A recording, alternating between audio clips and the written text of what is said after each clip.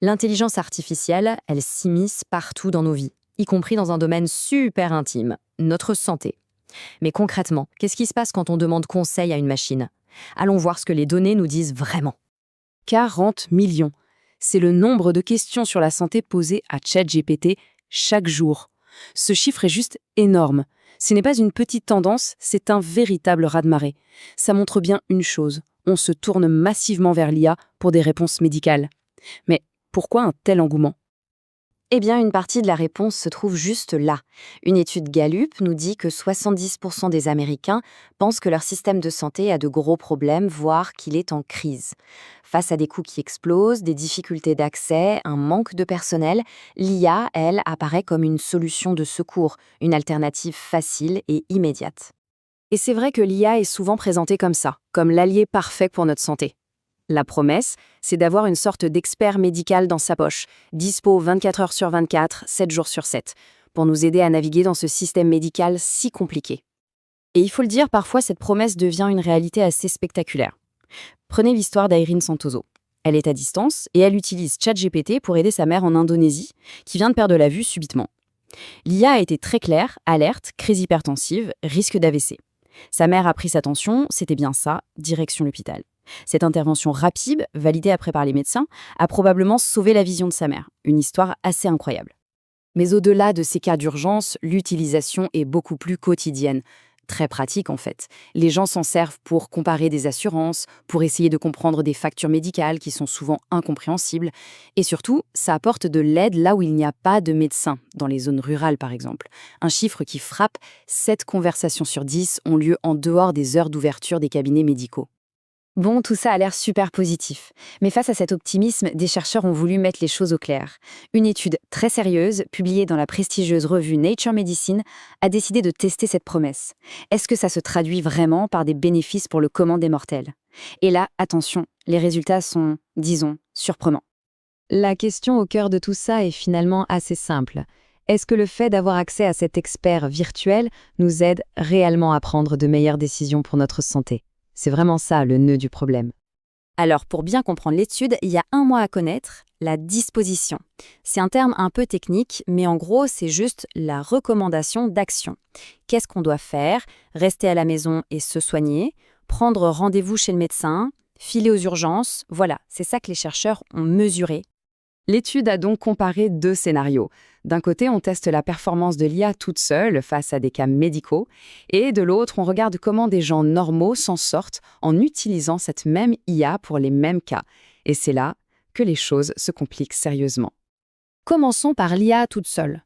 Quand on lui présente les cas médicaux directement, sans qu'un humain fasse l'intermédiaire, sa performance est franchement impressionnante. Regardez un peu ces chiffres. Pour identifier les maladies possibles, les modèles de langage tapent dans le mille dans près de 95% des cas. C'est un score d'expert, clairement. Pour ce qui est de recommander la bonne action, la fameuse disposition, ils ont raison dans plus de la moitié des cas. C'est bien mieux que de deviner au pif. Donc là, on se dit, la base est solide. Logiquement, si on donne cet outil ultra performant à quelqu'un, ça devrait l'aider, non? Ses propres performances devraient augmenter. Eh bien, accrochez-vous, c'est tout le contraire. Parce que dès qu'un humain entre dans l'équation, l'efficacité s'effondre. C'est spectaculaire. Le taux d'identification correcte des maladies chute à moins de 35%. Et le pire, c'est que le groupe qui utilise l'IA ne fait pas mieux que le groupe témoin, celui qui se contentait de faire une simple recherche sur Internet. Parfois, il faisait même moins bien. C'est fou. Alors là, on touche au cœur du problème. Comment est-ce possible qu'un outil aussi expert devienne si peu efficace une fois qu'il est entre les mains d'un utilisateur? C'est ce que les chercheurs ont appelé le fossé humain-IA. La question est simple. Qu'est-ce qui cloche? Pourquoi ce décalage énorme entre le potentiel de la machine et la réalité de son utilisation? Les chercheurs ont mis un nom là-dessus, l'échec de l'interaction humain-LLM. En clair, le problème, ce n'est pas le savoir de l'IA. C'est la communication.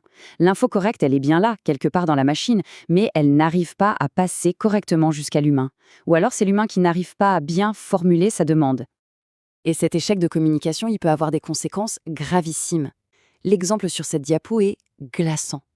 On a 2 participants qui décrivent des symptômes quasi identiques, qui pointent vers une possible hémorragie cérébrale. C'est très sérieux.